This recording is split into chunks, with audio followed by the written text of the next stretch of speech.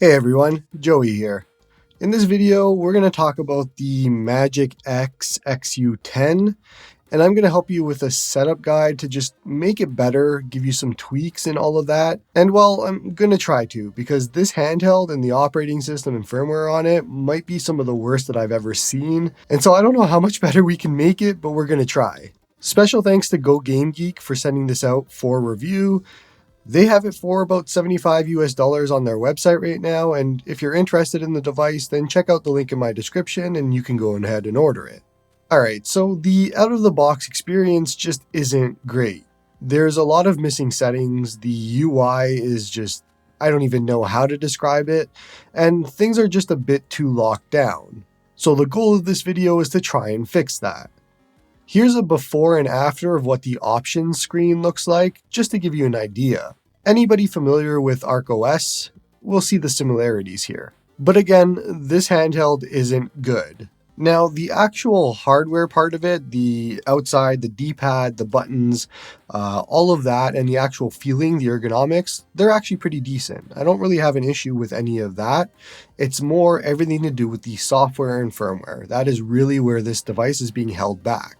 Because again, at this price, there is just so many better options, especially when you take into account that this really does the same as others. So it's really some Nintendo 64, some Dreamcast, some PSP, as you've heard me say for a year now. And so in my mind, again, this does up to PlayStation 1 perfectly, which is basically any other device at this point. And so there's so much competition, and when you add in firmware from others that can do ArcOS or Onion OS, Garlic OS, things like that, and then you have this with its just bad firmware, it doesn't make it a good option. I gotta be honest, we just started 2024. If this came out in 2024, it would likely be the worst device on my list at the end of this year. And obviously we don't know what devices are coming out this year, but I would find it very hard to surpass this in just how bad it is. And if I looked at 2023, I think this would tie the Data Frog, in all honesty. I think the Data Frog would still be the winner in worst, but this would probably be next up because it is just awful. And I'm not a fan of this at all. One weird decision that they made with this device is they put the power button and reset button on the back for some reason. They're also using the Xbox controller layout for the actual buttons, which is also weird. And just overall, it's a very weirdly designed handheld. Now, you might be watching the video and you might see me play a few things and all of that, and you might be thinking, hey, this looks good, what's wrong with it? And this is where you get tricked a little bit with YouTube videos, because I am literally filming the best parts. So what you're seeing is the parts where the device was actually working long enough for me to just film it. Otherwise, what you're not seeing is all the times that I had to deal with a boot loop where it just wouldn't turn on at all and I had to replace some files, or when it just would not work properly and inputs aren't working, things like that aren't working, and you're just left scratching your head. And I'm going into RetroArch, I'm going into different settings, trying to fix things.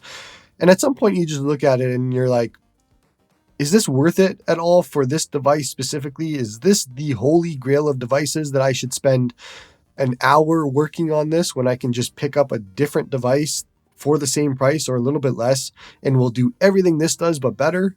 But anyway, let's move on. So I was saying performance-wise, it's basically like every other one in this price range.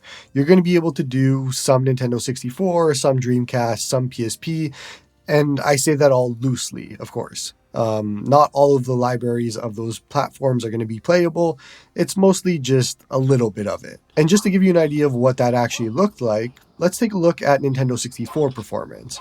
And I'm just going to pull up Super Mario 64. And main reason, any device should be able to run this game if you're going to call it a Nintendo 64 device. And the good news here is that it actually can run it and run at full speed. The problem is, if you're noticing the textures, they're all darker. And this is usually what happens when you're using the wrong core or just wrong settings, all of that. And so now the question becomes, how much work are you going to put into getting Nintendo 64 to run? Are you going to start changing cores, changing settings, and doing all of that on a per game basis just to get Nintendo 64 to run on this specific device? Or are you going to pick up a different device? And that's where we kind of come to, because You can probably get Nintendo 64 to run, and you might see in the background right now, I'm going through different cores and settings just to see if I can get it to work properly without much changes. But at 75 US dollars, the Retroid Pocket 2S is 20-ish dollars, a little bit more than this, and it'll do all of that perfectly. Nintendo 64, Dreamcast, and all of that. Different form factor, more comfortable, all of that. But I mean, just giving you an idea of what it looks like for a real handheld, and then just something that is a bit of a disaster. And so if we check out Dreamcast, it's the same thing here. Dreamcast doesn't run that well. You can hear the audio crackling in the background, or you might be able to hear it. I'm kind of talking over it, but it's not running perfectly. This is at 20 to 30 frame rate, I think, and the audio's crackling. It's not good. So just kind of furthering the point on how that is. And I'm not even going to show PSP. It's the same thing. It's going to be even worse. So just giving you an idea of what the top end of this device is, but if you want to use it up to PlayStation 1, then you'll be fine. But all right, that's enough of the actual device. Like I said before, it's not something I can recommend, but for anybody that does have it, let me try and help you just maybe get a little bit more from it, because the community has been working on this and there's a few things they've come up with. And so let me just share with you what they've done, and it might help you because it's going to add a few more options and things like that, and you can go from there. So jumping right into the setup, let's eject your SD card from the actual device and pop it into your PC with an SD card reader. I have one in the description in case you need a recommendation. Head to the link in my description and download the RG351V.7z file. And you're going to need to use 7-zip to extract it, which you can get from 7-zip.org. I'll leave a link in the description to that as well.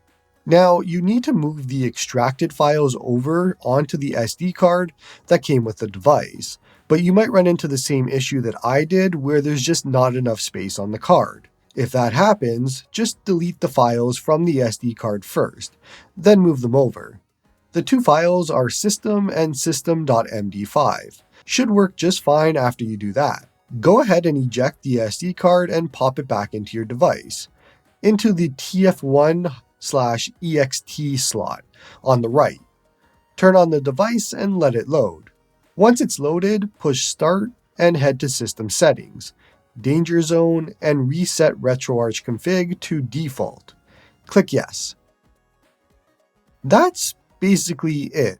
You can now see a lot more options for changes in the menu. For example, we can change themes now, and I'm going to pick a much better theme in Artbook next. However, the aspect ratio is a bit off if you do that, so head to the theme configuration and change aspect ratio to 4:3 to fix that. Another cool tweak, if you happen to have a USB Wi-Fi adapter, you can connect that to a USB A to C adapter, and you'll be able to get Wi-Fi onto this device now. I'll leave links in the description to that as well. There's some more benefits here. You can do this once and scrape all of your artwork for each game and add some nice thumbnails and all of that. Or just keep it in and use it for retro achievements if you'd like, or just be able to transfer ROMs and files over the web to this device. Lots of options here with Wi-Fi. Now, let's also fix some controller settings as well, because at the moment it's a bit of a mess. Head to Tools on the main screen and go to Start RetroArch. Head to Settings, then Input, Retro Binds, and just go through this and map them to what you want them to be. The big one, of course, is that A and B are swapped before doing this, and after doing this, it fixes them. You'll see right after you map it that they're back to being normal. However, this doesn't help you outside of RetroArch. So in the operating system menus, I couldn't find a way to swap them for that. So anything outside of a game will be a bit tough. You're going to have to remember that they're swapped. Back out to the main menu, Configuration File, and save current configuration to save your changes. Honestly, even after all of this, the handheld is still too locked down for my liking. There's just too much work that you need to do, and maybe you have to wait for another operating system to be available, but I just don't think it's worth it, even after all of these changes, to be a playable device in any way, shape, or form. But hopefully this helps you get a bit of a better experience out of the box, and if you already have this device, it maybe just improves it for you. Overall, like I said before, I wouldn't buy this device. I would never buy this device. So if that helps you at all, then great. If you already have one and you need more help, then check out the XU10 channel on the Retro Handhelds Discord. There's a lot of good people there that are doing a lot of work on this, and they might be able to help you in ways that I can't. That's going to be it for this one. Don't forget to like and sub to help the channel grow, and hope you all have a good one.